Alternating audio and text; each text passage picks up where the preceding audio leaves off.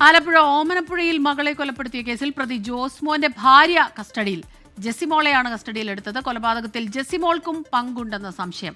അശ്വിൻ പാലാഴി ചേരുകയാണ് ആലപ്പുഴയിൽ നിന്ന് വിവരങ്ങളുമായി. അശ്വിൻ, സ്വാഭാവികമായി ഉണ്ടായ ഈ വാർത്ത കേൾക്കുമ്പോൾ ഉണ്ടായ ഒരു സംശയം, ഇവർ 3 പേർ, അതായത് ഈ ഭാര്യയുണ്ട്, ഒപ്പം അച്ഛനമ്മമാരുണ്ട് ജോസ്മോനോടൊപ്പം തന്നെ, ഈ 4 പേരും ഉണ്ട് ഒരു വശത്ത്. അവിടെയാണ് ഈ ജോസ്മോൻ ഈ കുഞ്ഞിനെ ഇങ്ങനെ അതിക്രൂരമായി കൊലപ്പെടുത്തിയത്. അപ്പോൾ ഇവരുടെ ഭാഗത്തു നിന്ന് ഒരു എതിർപ്പുണ്ടായില്ലേ എന്നുള്ള സ്വാഭാവികമായ ഒരു സംശയം എനിക്കുണ്ടായി. അത് എന്താണ് അതിൻ്റെ വിശദാംശങ്ങൾ? ഇപ്പോൾ ഈ അമ്മയെ, യുവതിയുടെ അമ്മയെ കസ്റ്റഡിയിലെടുത്തിരിക്കുന്നതിൻ്റെ കാരണം എന്താണ്?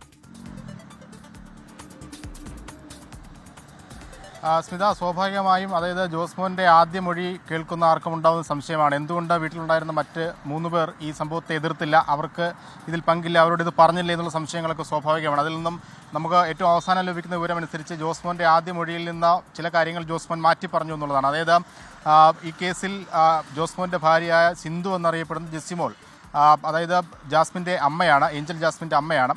അവർക്ക് കൃത്യമായ പങ്ക് ഈ കൊലപാതകത്തിലുണ്ട് എന്നാണ് പോലീസ് ഇപ്പോൾ വിശ്വസിക്കുന്നത്. അത്തരത്തിലുള്ള മൊഴിയാണ് ജോസ്മോൻ്റെ ഭാഗത്തുനിന്ന് ലഭിച്ചിരിക്കുന്നതും. അതുകൊണ്ട് തന്നെയാണ് ഇപ്പോൾ ജെസിമോളെ കസ്റ്റഡിയിൽ എടുത്തിരിക്കുന്നത്.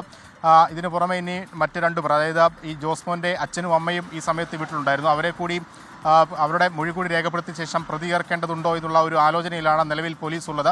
നിലവിൽ എന്തായാലും ഈ കേസുമായി ബന്ധപ്പെട്ട് പിടിയിലായവരുടെ എണ്ണം 2ആയി. അത് അച്ഛനും അമ്മയുമാണ്. സ്വന്തം മകളെ കൊലപ്പെടുത്തിയതുമായി ബന്ധപ്പെട്ടാണ് അച്ഛനെയും അമ്മയും ഇപ്പോൾ പോലീസ് കസ്റ്റഡിയിൽ എടുത്തിരിക്കുന്നത്. ജെസിമോളെ വിശദമായി ചോദ്യം ചെയ്യേണ്ടതുണ്ട്. അതിൽ നിന്നും എന്താണ് ജെസിമോളുടെ പങ്ക് ഇതിൽ എന്നുള്ള കാര്യം കൂടുതൽ വ്യക്തത വരും. നിലവിൽ ഈ ആദ്യ ചോദ്യം ചെയ്യൽ, അതായത് വീട്ടിൽ വൈകി എത്തിയത് ആദ്യം ചോദ്യം ചെയ്തത് ജെസിമോളാണ് എന്നുള്ളതാണ് ഇപ്പോൾ പോലീസ് പറയുന്നത്. അതിനുശേഷം ജെസിമോളുമായി ഈ ഏഞ്ചൽ ജാസ്മിൻ തർക്കത്തിലേർപ്പെടുന്നു. പിന്നീട് അതിലേക്ക് ഈ പിതാവ് ഇടപെടുന്നു. അങ്ങനെയാണ് ഇതൊരു കൊലപാതകത്തിലേക്ക് പോകുന്നതെന്നാണ് പറയുന്നത്. ഇപ്പോൾ ഇതിൻ്റെ പോസ്റ്റ്മോർട്ടം റിപ്പോർട്ടുമായി ബന്ധപ്പെട്ട ചില വിവരങ്ങൾ കൂടി പുറത്തു വരുന്നുണ്ട്. അത് ഈ ഏഞ്ചൽ ജാസ്മിൻ്റെ കഴുത്തിലെ 2 ഞരമ്പുകൾ, 2 രക്തക്കുഴലുകൾ പൊട്ടിപ്പോയി, അങ്ങനെയാണ്, അതാണ് മരണകാരണം എന്നുള്ളതാണ് പോസ്റ്റ്മോർട്ടം റിപ്പോർട്ടിൽ പറയുന്നത്. എന്തായാലും ഈ ജെസിമോളെ ഇപ്പോൾ പോലീസ് ചോദ്യം ചെയ്തുകൊണ്ടിരിക്കുകയാണ്. സ്മിത, മറ്റു ചില കാര്യങ്ങൾ കൂടിയുണ്ട് അശ്വിൻ. കാരണം ഇയാളിത് സ്ഥിരമായി ഇങ്ങനെ ഉപദ്രവിക്കുന്ന ഒരാളാണോ? അതിക്രൂരമായി മർദ്ദിക്കുന്ന ചില മാതാപിതാക്കളെ കുറിച്ച്, പ്രത്യേകിച്ച് പിതാവ് മർദ്ദിച്ചു എന്നൊക്കെ പറഞ്ഞ് പലയിടങ്ങളിലും നമ്മളങ്ങനെ കേൾക്കാറുള്ളതാണ്. അതുപോലെയുള്ള ഒരാളാണോ? അത് ഈ വൈകി എത്തി എന്നുള്ള ഒരൊറ്റ കാരണം കൊണ്ട്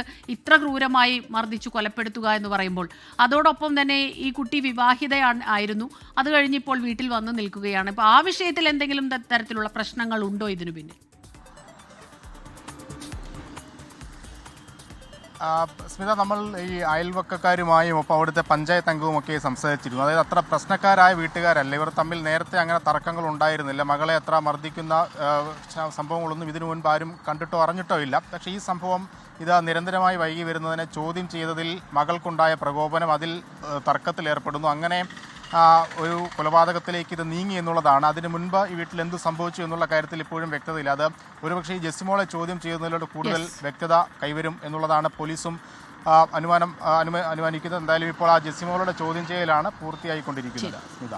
അശ്വിൻ പാലാഴിയാണ് ആലപ്പുഴയിൽ നിന്ന് ഈ വാർത്തയുടെ വിശദാംശങ്ങളുമായി നമുക്കൊപ്പം ചേർന്നത്.